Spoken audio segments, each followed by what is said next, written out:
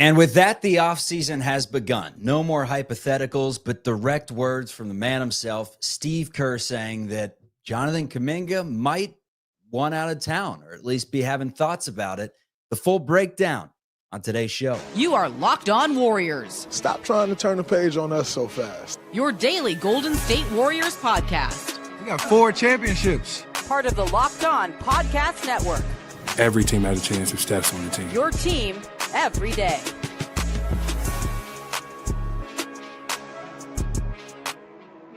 Heyo, happy Friday, everyone. Welcome to the Locked On Warriors. It's part of the Locked On Podcast Network. Your team every day. What is going on? Some energy in the building. Steve Kerr, a lot of thoughts on Jonathan Kuminga today. We'll get straight to the point. Plus, what's our Moody? Thoughts on Moses Moody. Steve Kerr had some good words to say about him, and I've changed my stance a little bit. The Waffler strikes again. Today's episode is brought to you by FanDuel. Right now, new customers can get $200 in bonus bets when your first $5 bet wins. You can find the show on YouTube. You can find it wherever you get your audio podcast. Just search Locked On Warriors. Everywhere I am, I will be with you in a flash, just like that. All right, to the meat and potatoes of today's show. It's what Steve Kerr said about Jonathan Kuminga. And there were actually quite a bit of Steve Kerr interviews on the airwaves the last 48 hours. I feel like typically this close to the offseason, they have the exit interview. The coaches take a little time off. Not Kerr. He's in the lab with Tim Kawakami on the TK show, and then he hops on the radio with Willard and Dibbs on 95.7 The Game, and I'm here to condense those conversations to you so you don't have to go searching for them. Key point, Jonathan Kuminga, if he's not on board with what you want him to be, with what you think he should be, then it's time to trade him. At a certain point, you got to know. Steve Kerr was asked straight up by Willard and Dibbs, got a lot of straight up questions. Did he dance around a few? He ballroom danced a little bit, tap danced, but for the most part, he answered them. And one of the things that he said about Jonathan Kuminga is it's just his fit within the system as a whole. I want to layer this thing, peel back the onions, and really get to the root of the issue. Let's start with a take. I think every single DNP that Jonathan Kuminga got this season is absurd. And this is from someone that, look, you'll hear me in the next 20 minutes or so. Plenty of gripes about Jonathan Kuminga's game, but at the same time, I see a player who is clearly, forget positionally, it doesn't matter. When you need a playmaker in there in a tight spot, he's better than Pat Spencer. He's better than Guy Santos. He's better than so many of the Warriors. And every minute that Steph is off the floor, because the conversation is that he's not effective with Steph, and particularly one of the things that stood out, Steph and Draymond, because of the turnover issues. Steve Kerr called him a very turnover-prone player that doesn't really fit into the mix with two guys and Steph and Draymond, that he even said it. Turn it over a lot. So that was kind of one of his points there about why he doesn't fit in for 38 minutes, but still doesn't necessarily explain DNPs. He can clearly score, and you got to stagger Kuminga minutes with the time that Curry is on the bench. I don't see a poor enough defender to justify not playing him a single second. That's the lone take that I'll give. Now let's give you some facts and some details. It's very clear on why Steve Kerr isn't sold on JK. If you haven't heard a Steve Kerr interview in the past week, then you've missed out on the word passing like 17 times. He's obsessed with passing. He loves passing like I love a moon pie. I don't even love a moon pie. I don't know why I said that. Anyways, you can pass all you want, but when Steph's not on the floor, because that's what makes the Golden State Warriors the Golden State Warriors, it's Steph Curry, right? The offense is centered around Steph Curry being able to get open, him drawing so much attention that he can swing it over to the next guy. And in the years past, it's been Klay Thompson, or it's been Kevin Durant, or it's been Andrew Wiggins, who is serviceable. Jordan Poole, like they've had some shooters from time to time. And Steve Kerr even mentioned it, that this year's team just did not have the shooting. That was the biggest glaring weakness in the Minnesota series. Jimmy could break down the defense, but when he kicked it out, where was the shot making? It was nowhere. It was very bad in the series. So that's one of my issues. is when Steph's on the floor, you can pass all you want, but you're going to get shot clock violations like we saw. You're going to get late looks in the clock if you don't have someone that can create. So for the non-Steph minutes, Kerr could have made this work better. He could have made it work better. It's a coach's job to make it work better. The experiment is not over yet, but it doesn't look great. Last year's in the past. Enough with last year. You guys can debate in the chat, in the comments all you want. I'm here to talk about the future and what it holds for Kuminga. First of all, he's in the 92nd percentile in usage rate. The stats back up that he's a ball-dominant player. So when Steve Kerr mentioned it on today's show and got to all the reasons that he's explained a million times on why Kuminga is not getting more minutes, one of the things that really stuck out to me more this time than any other time was that turnovers comment. Because he's like, look, we got Jimmy, we have Steph, and we have Draymond. With Steph and Draymond being two guys that turn the ball over a lot, with Steph and Butler being two guys that command the ball, and we run the offense through them because, I mean, he didn't say it, but he implied it. They're better than Jonathan Kuminga. So Kerr wants him to be in the dunker spot, the short corner kind of guy, helping with spacing, being around the rim, getting offensive rebounds, being a high energy player, accepting a role that he thinks is going to help this team win. I will say this, in the non-Steph minutes when he was out in the Wolves series and Kuminga stepped in some of those moments, he did a much better job cutting. He played well with Jimmy, I thought. He got to that dunker spot a little bit, cut down the lane when the double came for Jimmy or when he had some spacing instead of standing around the three-point line. But it goes back to what Kerr said about what he wants his Warriors team to look like and what was missing. They need more shooters. They've been top-heavy in the past. Three of the best shooters of all time, Curry, Clay, Kevin Durant. They've been spoiled. We've all been spoiled with shooting.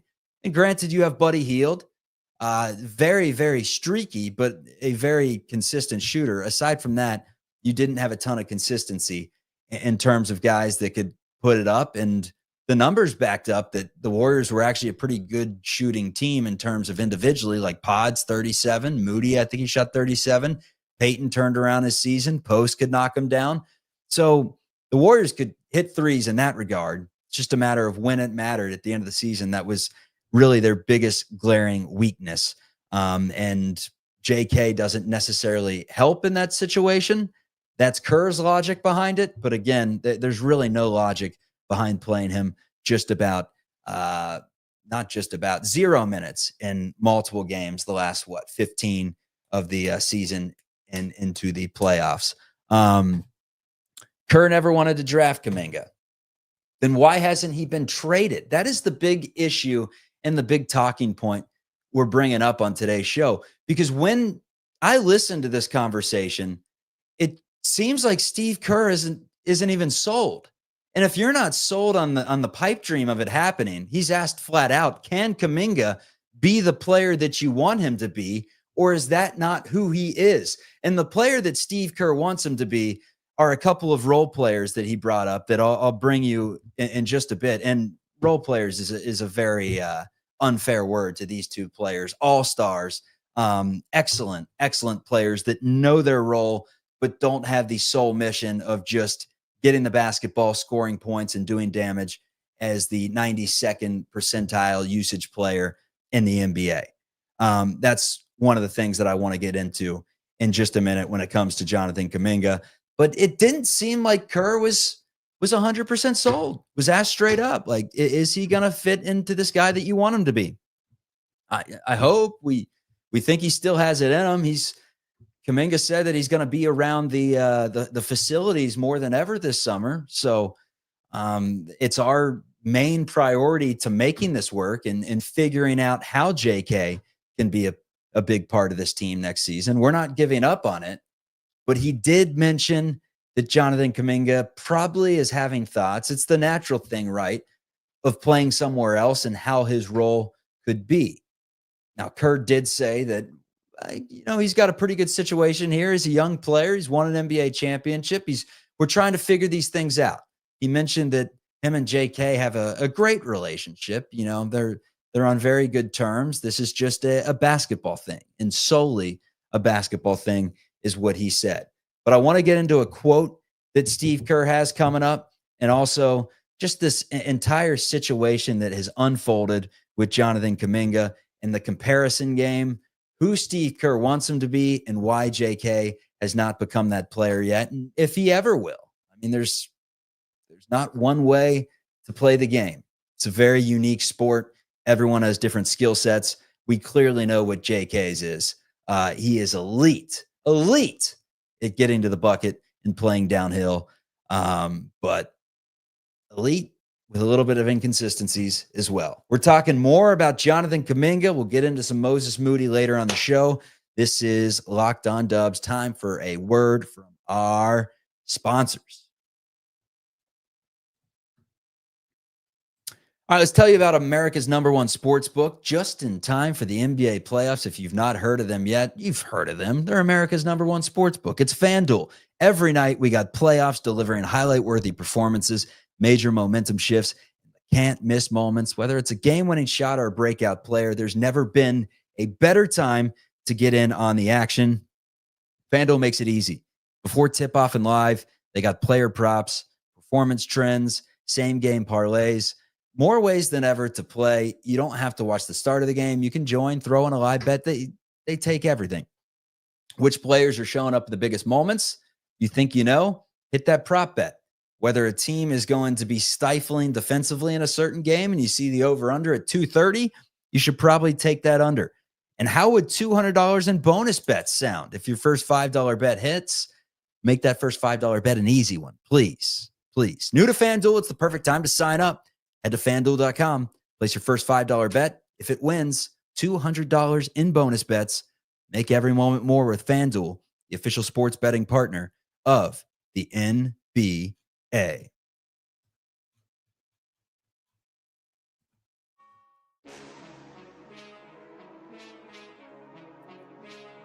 All right, more on Jonathan Kuminga. Man, Steve Kerr was extremely blunt in these interviews that he had when it came to Jonathan Kuminga. I mean, he gave us a full peel back of the curtain, kind of, like I said, danced around some questions in terms of, like, straight up was asked, can Jonathan Kuminga make it work here? And obviously there was no yes or no. There was some dancing around. There was a lot of, we need him to do this. He knows what he needs to do.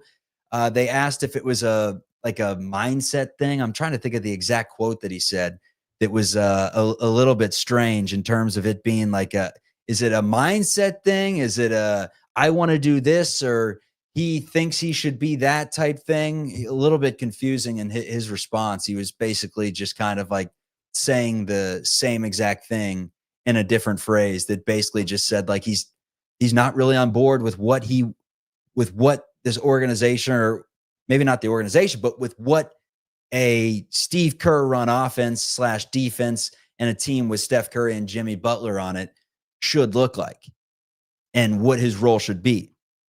And that role is basically, you're not that guy. He didn't say yet. He just said, you're not that guy. Jimmy Butler and Steph Curry are those guys. Those are our two guys that are going to will us to the promised land. We don't need you for 25, 30 points in a given night. We need you, or at least that way, to where the ball has to be in your hands. We want you to do other things. He pointed out two players, Sean Marion and Aaron Gordon. Mentioned that Gordon, as a comp, back in his early days in Orlando, wanted to be that guy, wanted to be the scorer. Then years later, Gordon accepted his role in Denver. He's far more efficient. He's far more valuable at this point in his career than he was in leaving Orlando. And the field goal efficiency, it's up there. But the Marion comp is the one that's interesting to me, because it's his way of saying, dude, you need to grab boards. You need to use your length to go out there and do what Sean Marion did, fly around, grab rebounds. I saw it firsthand. You can be that guy. But is Jonathan Kuminga that guy? I mean, everyone plays differently. He's unique in his own way. And I think there's a way to make him fit at least more than DNPs. I'm not talking next year's team if we want to go back to the past, even though I just turned the chapter on that in the first segment. But if you do want to go back to that, there was a way to make this work somehow, some way, for more than a few minutes. I truly believe that. But in terms of next year, like, can you be someone that goes and grabs rebounds, dives on loose balls, does the little things that doesn't involve having the ball in your hands? Can you do that? And Steve Kerr was not 1,000% sold on it. He definitely danced around it a little bit and then was asked directly, do you think Jonathan Kuminga, given the situation that he's in right now, would want to leave the Golden State Warriors? And he said, I mean, there's a chance he's thinking about it, no doubt. I mean, think about the situation. He's a young player. He's proved himself to be pretty good in the minutes we have given him, and it just didn't fit with this puzzle. And when the puzzle changed with Steph Curry hurting a hammy, look, it fit. The final puzzle piece fit. For whatever reason, the corners were flipped, and this time it was able to fit. Here's a quote. It's a tricky one, talking about the situation. This is Steve Kerr. Jonathan obviously is gifted and wants to play more, but I've been asked to win. And right now, he's not a guy who I can say, I'm going to play 38 minutes with the roster that we have, Steph, Jimmy, and Draymond, and put the puzzle together that way and expect to win. He continues to stand by, this is just basketball. That's the way that he looks at this entire thing. And he made it seem like the issue with Kuminga was, I mean, it's simple. It's the utility role player that we talked about, just doing the little things at a higher level that helps the team win, because Kerr believes they have all the scoring they need in Curry and Butler, and he would like Kuminga scoring to come in other ways, right? The dunker spot, making plays happen there, offensive rebounds, second chance points, getting to the free throw line when you get those offensive rebounds, you get fouled down low, that sort of thing.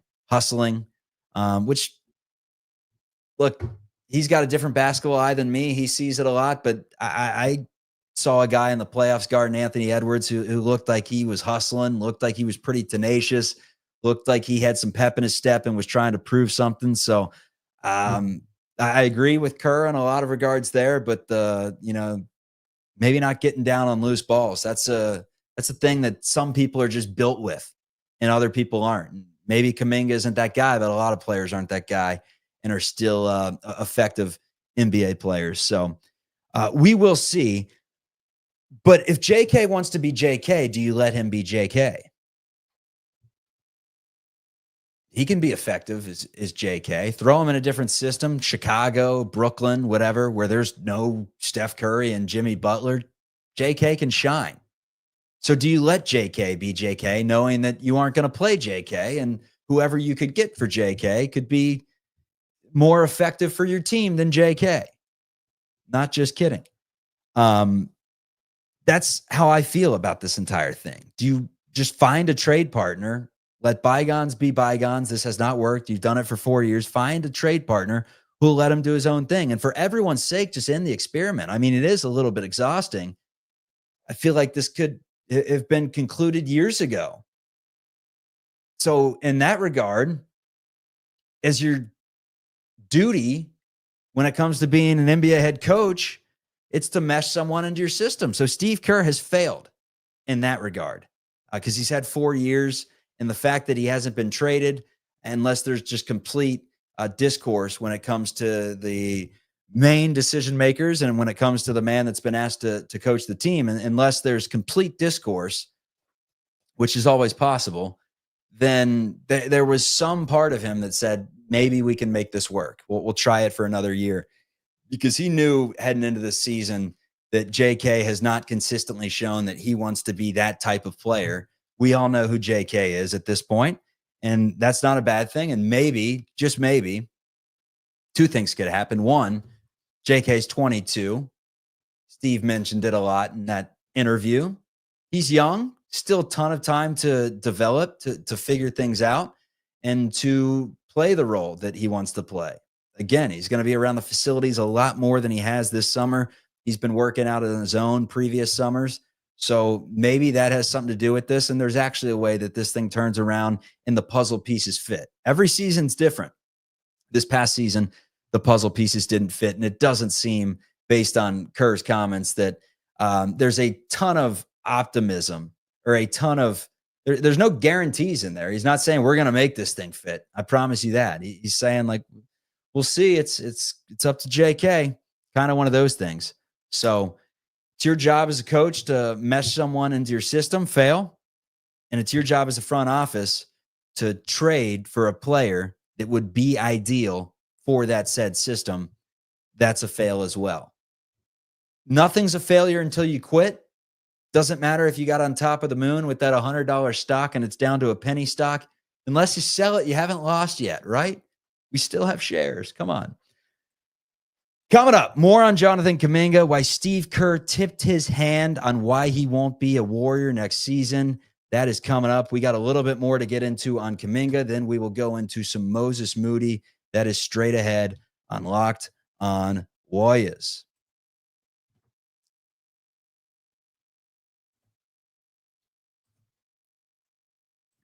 All right, let's kind of tie a ribbon on the Kuminga conversation, but Kerr hasn't closed a door on Kuminga yet. He says if he were to return, the plan would be to give him serious run with Jimmy, Steph, and Draymond.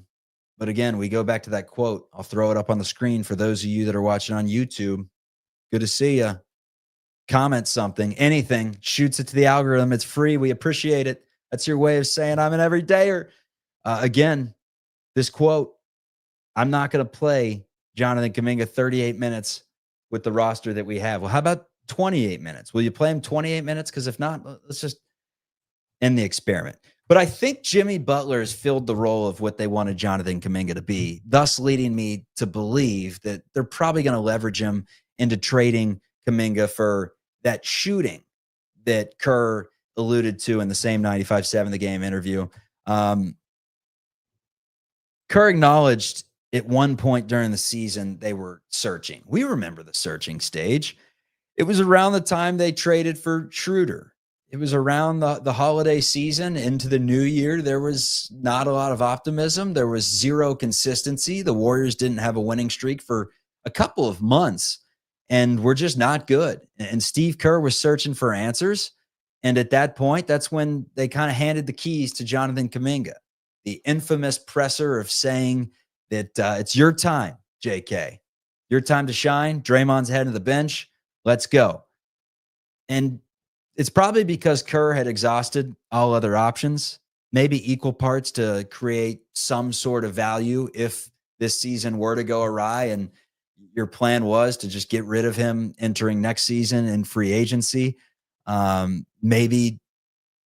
Maybe, just maybe they thought that he could have been the legit solution, but based on them trading for Butler and then being hesitant to really work him back in as a focal point of the offense, I think it was more so nothing else is working. It's time to see what JK can do before we figure out whether we need to blow this thing up, make serious changes, or just wait a month or so and Jimmy Butler falls into our lap because he wants to get traded.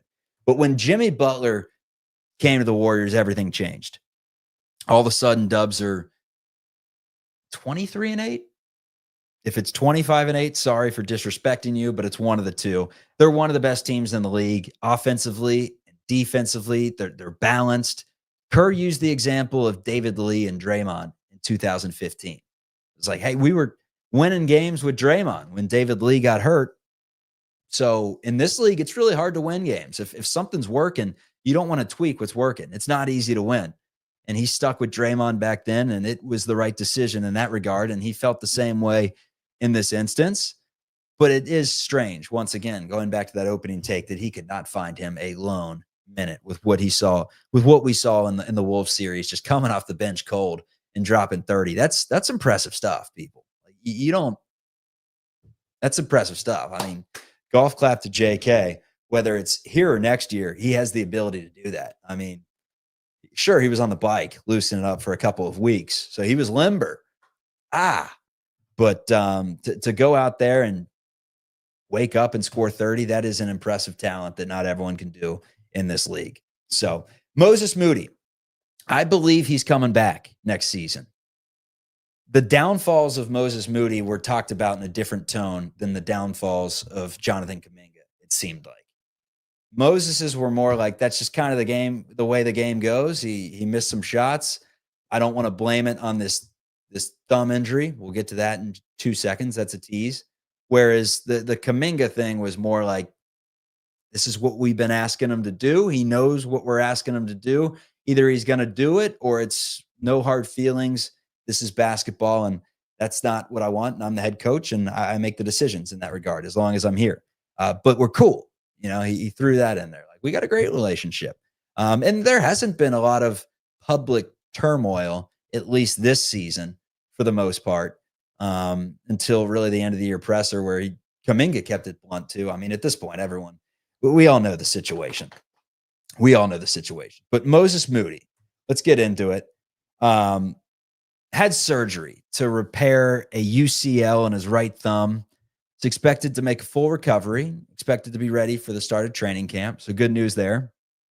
But you wonder, could that have affected his shooting late in the year?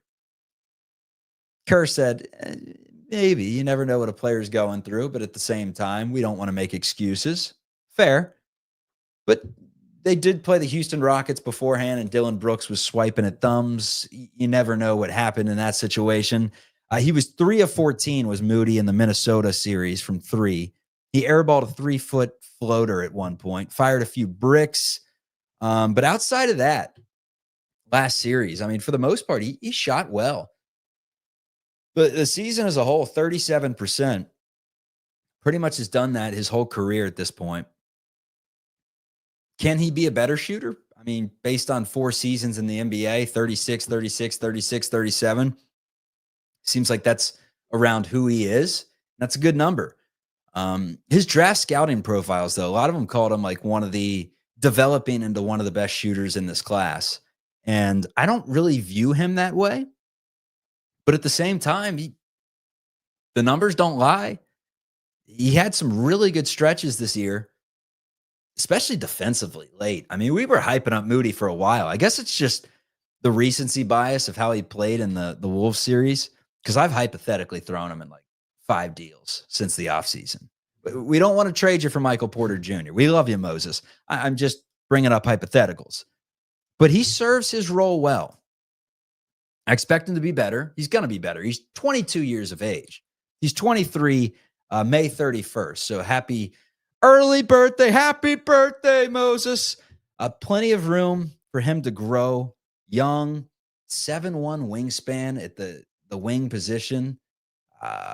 He really picked up defensively that Wiggins role of causing some chaos with his wingspan on smaller defenders out on the perimeter, oftentimes much quicker defenders, and guarded the team's best players and some of the best players in the league towards the end of the season. And at times did a very admirable job doing it, picking cookies and taking them the other way at certain points.